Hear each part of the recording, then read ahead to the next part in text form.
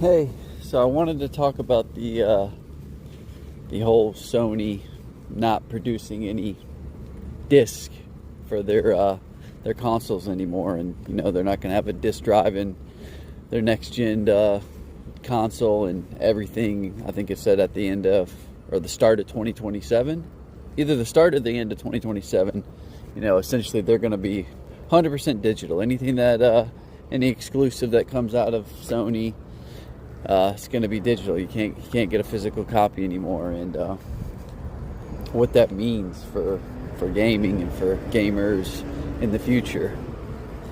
I think it's you're not gonna see the effects right away. It's gonna be something that kind of comes about over time, and like the consequences of this, which many people online have already talked about. What's gonna happen, how there's not going to be a competitive market.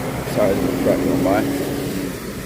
There's not going to be a competitive market anymore. Nobody's going to be able to compete with, hey, you can buy this game from GameStop pre-owned. That's not going to be a thing. So Sony's going to be the only one on the block selling their games, and they can, and nowadays, the game starts out coming at $70 brand new.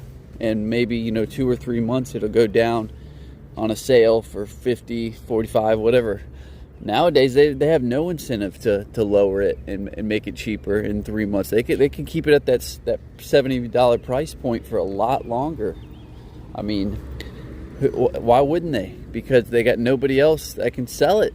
The whole reason they would do deals is so you'd buy it from them again. Because if you bought a, say Spider-Man from GameStop pre-owned, they're not making money on that second sale of that game. Digital, you can't sell it again. Once you buy it, you're the only one that can have it as of now, unless they make some kind of digital game sharing. So, I don't know. It's crazy.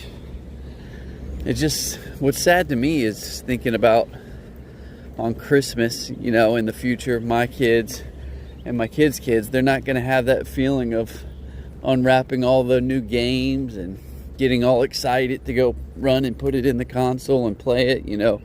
What am I going to box them up a digital gift card or digital code of some game? I mean, that's just lame.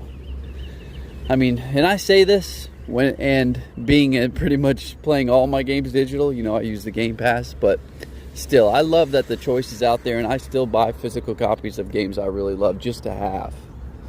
So, it's a bummer. Let me know your thoughts.